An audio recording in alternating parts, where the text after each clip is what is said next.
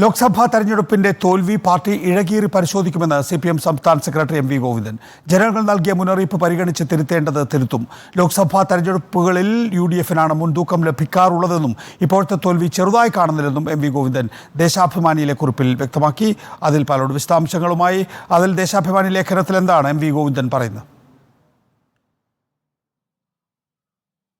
ദേശാഭിമാനി ലേഖനത്തിൽ ആഴ്ചതോറും എഴുതുന്ന നിലപാട് പംക്തിയിൽ തകർച്ചയിലേക്ക് മോദിയുടെ മൂന്നാം ഊഴം എന്ന തലവാചകത്തിൽ എഴുതിയ ലേഖനത്തിലാണ് MV ഗോവിന്ദൻ വീഴ്ചയും തോൽവിയുമൊക്കെ സമ്മതിച്ച് തിരുത്തേണ്ടത് തിരുത്തും എന്നൊരു അഭിപ്രായ പ്രകടനത്തിലേക്ക് എത്തുന്നത്. കഴിഞ്ഞ ദിവസങ്ങളിൽ അത് മാധ്യമങ്ങളിൽ പ്രതികരണമായും നൽകിയിരുന്നു. അതിന്റെ തുടർച്ചയെന്നോണം ഇതിനെ വായിക്കാം. ഇഴകീറി ഈ പരാജയം പരിശോധിക്കും, ചെറിയൊരു കാര്യമല്ല, ഗൗരവതരമാണ് ഈ വീഴ്ച, തിരുത്തേണ്ടത് തിരുത്തും എന്നുള്ളതാണ് ഈ ലേഖനത്തിലെ പ്രധാനപ്പെട്ട ഒരു ഭാഗം.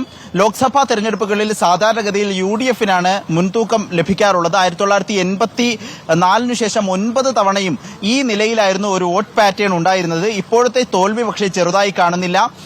ഒപ്പം BJP-യുടെ തൃശൂരിലെ വിജയവും ചെറുതായി കാണുന്നില്ല. കൃത്യമായൊരു പരിഹാരം അതിനുണ്ടാകും. ഈ വിജയങ്ങൾ ഇനി ആവർത്തിക്കാതിരിക്കാനുള്ള ശ്രമം LDF-ന്റെ ഭാഗത്ത് നിന്നും ഉണ്ടാകും എന്ന് പറയുന്നു. പരാജയം ചെറുതാണെന്ന് ചിത്രീകരിക്കാനല്ല ഇക്കാര്യങ്ങൾ പറയുന്ന ലേഖനത്തിലെ പ്രസക്ത ഭാഗം ഇങ്ങനെയാണ്. ഇടതുപക്ഷം ഒരു സീറ്റിൽ മാത്രം ഒതുങ്ങിയതും BJP-ക്ക് ഒരു സീറ്റ് ലഭിച്ചതും ഗൗരവമേറിയ വിഷയം തന്നെയാണ്. നേരത്തെ ഇങ്ങനെ ഒരു ജയം NDA മുന്നണിക്ക് ഉണ്ടായിരുന്നു, BJP മുന്നണിക്ക് ഉണ്ടായിരുന്നു.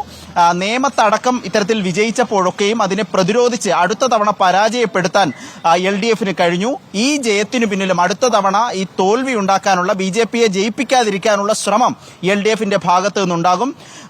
ഏറ്റവും പ്രധാനപ്പെട്ട ഭാഗം ഇതാണ്: ആവശ്യമായ തിരുത്തലുകൾ വരുത്തും. ജനാധിപത്യത്തിൽ ജനങ്ങളാണ് യജമാനന്മാർ. അവർ നൽകുന്ന മുന്നറിയിപ്പ് പരിഗണിച്ച് തിരുത്തേണ്ട കാര്യങ്ങൾ തിരുത്തി മുന്നോട്ട് പോകും എന്ന വാചകത്തോടെയാണ് ഈ ലേഖനം അവസാനിപ്പിക്കുന്നത്. ഏതായാലും വീഴ്ച സംഭവിച്ചുവെന്നും പ്രശ്നങ്ങളുണ്ടെന്നും CPM തന്നെ അംഗീകരിക്കുന്നുണ്ട്. അത് തിരുത്തി ഇഴകീറി പരിശോധിച്ച് മുന്നോട്ട് പോകും എന്ന പ്രതികരണമാണ് ഈ ലേഖനത്തിലൂടെ MV ഗോവിന്ദൻ മാസ്റ്റർ തന്നെ എഴുതുന്നത്.